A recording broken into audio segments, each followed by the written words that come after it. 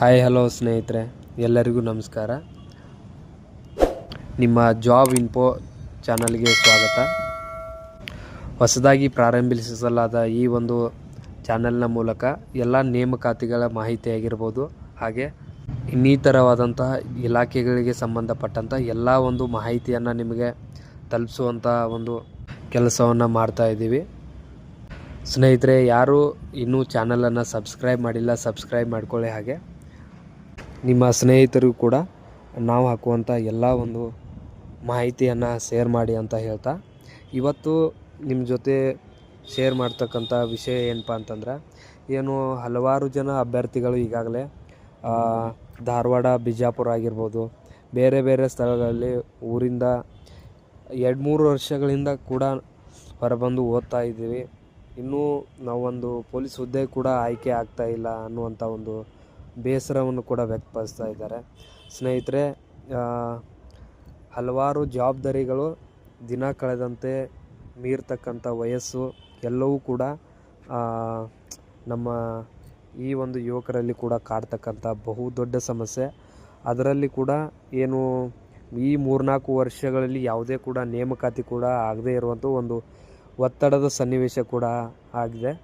ಇನ್ನು ಪೊಲೀಸ್ ಆಕಾಂಕ್ಷಿಗಳು ಜಾಸ್ತಿ ಆಗಿರೋದರಿಂದ ಸ್ನೇಹಿತರೆ, 3-4 ವರ್ಷಗಳಿಂದ ಓದ್ತಾ ಇದ್ದೀನಿ, ಯಾವುದೇ ರೀತಿಯಾದಂಥ ಒಂದು ಸೆಲೆಕ್ಷನ್ ಕೂಡ ಆಗ್ತಾ ಇಲ್ಲ ಅನ್ನುವಂಥದ್ದು. PC ಹುದ್ದೆಗಳಿಗೆ ಸಂಬಂಧಪಟ್ಟಂತೆ 3-4 ವರ್ಷಗಳ ಅಗತ್ಯ ಇಲ್ಲ ಸ್ನೇಹಿತರೆ.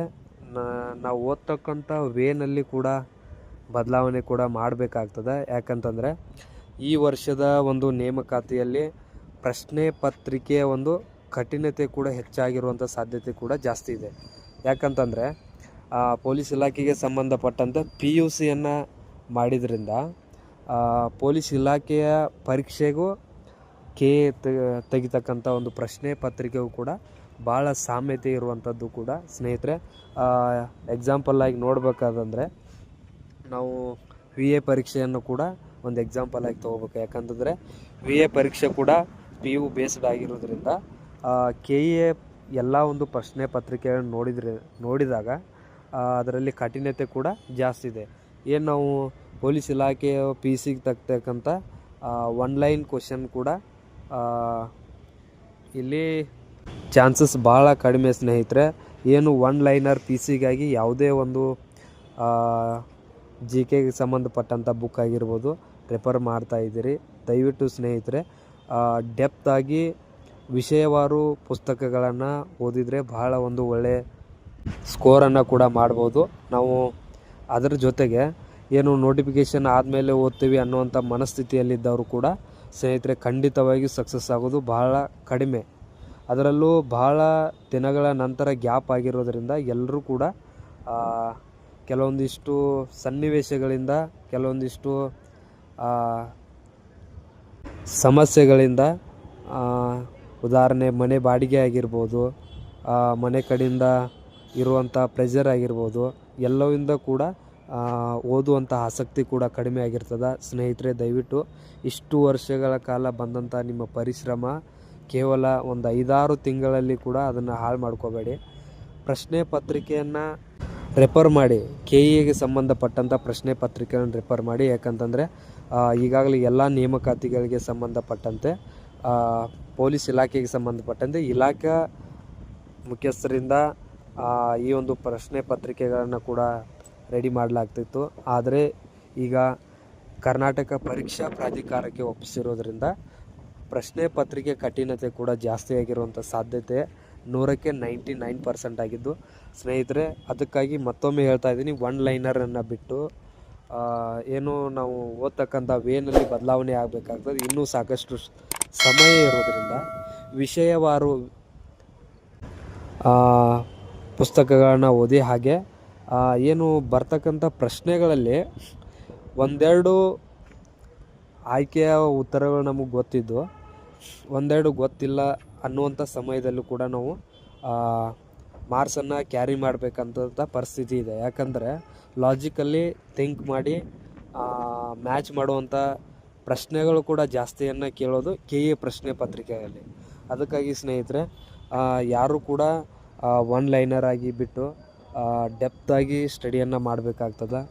ಜೊತೆಗೆ ಯಾರು ಈ ವರ್ಷ ಪಡಿಲೇಬೇಕು ಹುದ್ದೆಯನ್ನು ಅನ್ನೋರು, ನಾನು 12 ಅವರ್ ಓದ್ತಿದ್ದೀನಿ, 14 ಅವರ್ ಓದ್ತಾ ಇದ್ದೀನಿ, ಇದ್ಯಾವುದು ಕೂಡ ನೆಸಸರಿ ಇಲ್ಲ.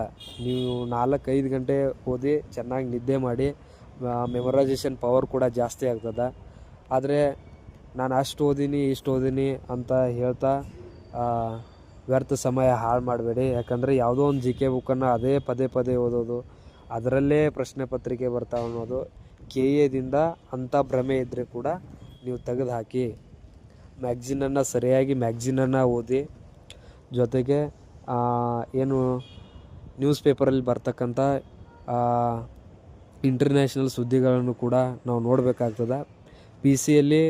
ಪಿ ಸಿಗೆ ಕೇವಲ ಇಷ್ಟೇ ಕೇಳ್ತಾರೆ ಅನ್ನುವಂಥದ್ದು ಮೈಂಡ್ಸೆಟ್ನಿಂದ ಹೊರಗೆ ಬಂದುಬಿಡಿ. ಯಾಕಂದರೆ ಒನ್ ಲೈನರ್ ಇಲ್ಲಿ ಇರಲ್ಲ.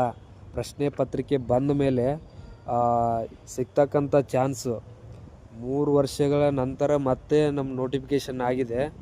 ಸೊ ಈ ನೋಟಿಫಿಕೇಷನಲ್ಲಿ ನೀವೇನಾದರೂ ಕೈ ಚೆಲ್ಲಿದರೆ ಸಾಕಷ್ಟು ಜನ ಅಭ್ಯರ್ಥಿಗಳು ಕೊನೆ ವರ್ಷ ಏಜ್ನಲ್ಲಿ ಬಂದಿದ್ರಿ. ಸೊ ಮತ್ತೆ ನೋಟಿಫಿಕೇಷನ್ ಆಗೋದು ಭಾಳ ಡಿಲೇ ಆಗ್ತದೆ ಸ್ನೇಹಿತರೆ. ಯಾಕಂದರೆ ಈ ನೇಮಕಾತಿಯೇ 1.5 ವರ್ಷ ಹೋಗ್ತದೆ. ಅಷ್ಟರಲ್ಲಿ ಮತ್ತೆ ಎಲೆಕ್ಷನ್ಸು, ಕೋಡ್ ಆಫ್ ಕಂಡಕ್ಟು, ಅದು ಇದು ಅಂತ ಇದರಲ್ಲೇ ಕಾಲಹರಣ ಆಗುವಂಥದ್ದು ಭಾಳ ಇದೆ. ಸೊ ಸ್ನೇಹಿತರೆ, ಮನೆ ಜವಾಬ್ದಾರಿ ಆಗಿರ್ಬೋದು, ನಿಮ್ಮ ವೈಯಕ್ತಿಕ ಜವಾಬ್ದಾರಿಗಳಾಗಿರ್ಬೋದು ಭಾಳ ಇರುತ್ತೆ.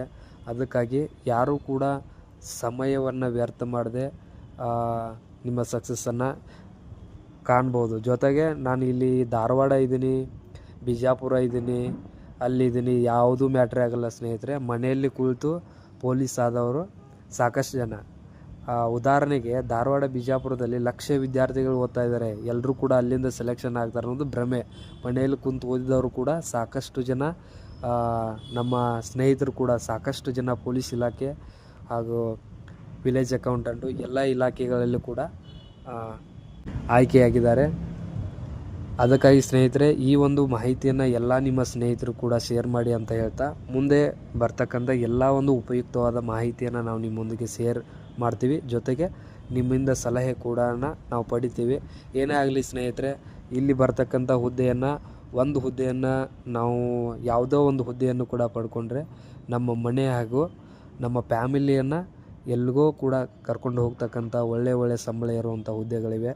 ಹಾಗೆ ನಮ್ಮ ಒಂದು ಸಕ್ಸಸ್ಸನ್ನು ನೋಡ್ತಕ್ಕಂಥ ನಮ್ಮ ತಂದೆ ತಾಯಿಗಳಿಗೂ ಕೂಡ ಒಂದು ಖುಷಿ ಸುದ್ದಿಯನ್ನು ಕೊಡ್ಬೋದು. ಯಾಕಂತಂದರೆ ಎಲ್ಲೋ ಕೂಲಿ ನಾಲಿ ಮಾಡಿ ನನ್ನ ಮಗ ನನ್ನ ಮಗಳು ಓದಿ ಇಂದಲ್ಲ ನಾಳೆ ಒಂದು ಒಳ್ಳೆ ಹುದ್ದೆಯಲ್ಲಿ ಬರ್ತಕ್ಕಂಥ ಆಸೆಯಲ್ಲಿ ತಮಗೆ ಎಷ್ಟೇ ಕಷ್ಟ ಇದ್ದರೂ ಕೂಡ ಕೆಲಸ ಮಾಡ್ತಕ್ಕಂಥ ತಂದೆ ತಾಯಿಗಳು ಒಂದು ನೆಮ್ಮದಿ ಜೀವನವನ್ನು ಕಟ್ಟಿಕೊಡ್ಬೋದು. ಅದಕ್ಕಾಗಿ ಸ್ನೇಹಿತರೆ, ಯಾರು ಓದ್ತಾ ಇದ್ರಿ ದಯವಿಟ್ಟು ಈ ರೀತಿಯಾಗಿ ಒನ್ಲೈನರನ್ನು ಬಿಟ್ಟು ಡೆಪ್ತಾಗಿ ಓದಿ. ಯಾವುದೇ ಪುಸ್ತಕ ಇರಲಿ ರೆಫರ್ ಮಾಡಿ. ಆದಷ್ಟು ಸರ್ಕಾರಿ ಪುಸ್ತಕಗಳನ್ನ ಓದಿದರೆ ಅಲ್ಲಿರುವಂಥ ಹೊಸ ಡಾಟಾಗಳಾಗಿರ್ಬೋದು ಎಲ್ಲವನ್ನು ಕಲೆಕ್ಟ್ ಮಾಡ್ಕೊಳ್ಳಿ ಅಂತ ಹೇಳ್ತಾ, ಹಾಗೆ ಸ್ನೇಹಿತರೆ, ನಿಮಗೇನಾದರೂ ಸಲಹೆ ಕೊಡಬೇಕಾದ್ರೆ ಕಮೆಂಟ್ ಬಾಕ್ಸಲ್ಲಿ ಕೂಡ ಸಲಹೆಯನ್ನು ನೀಡಿ.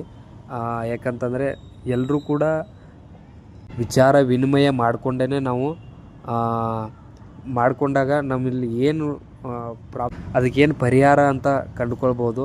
ಅದಕ್ಕಾಗಿ ಸ್ನೇಹಿತರೆ, ಹೊಸದಾಗಿ ನಾವು ಕೂಡ ನಿಮ್ಮನ್ನು ರೀಚ್ ಆಗಬೇಕು, ಎಲ್ಲ ಒಂದು ವಿಷಯಗಳನ್ನು ಮುಟ್ಟಿಸ್ಬೇಕು ಅಂತ ಈ ಒಂದು ಚಾನಲ್ನ ಮೂಲಕ ಬಂದಿದ್ದೇವೆ. ನಮಗೆ ಹೀಗೆ ಸಪೋರ್ಟ್ ಮಾಡಿ, ಹಾಗೆ ಇಂಥ ಮಾಹಿತಿಗಳನ್ನ ಎಲ್ಲ ನಿಮ್ಮ ಸ್ನೇಹಿತರು ಕೂಡ ಶೇರ್ ಮಾಡಿ ಅಂತ ಹೇಳ್ತಾ, ಎಲ್ಲರೂ ಕೂಡ ಧನ್ಯವಾದಗಳು ಸ್ನೇಹಿತರೆ.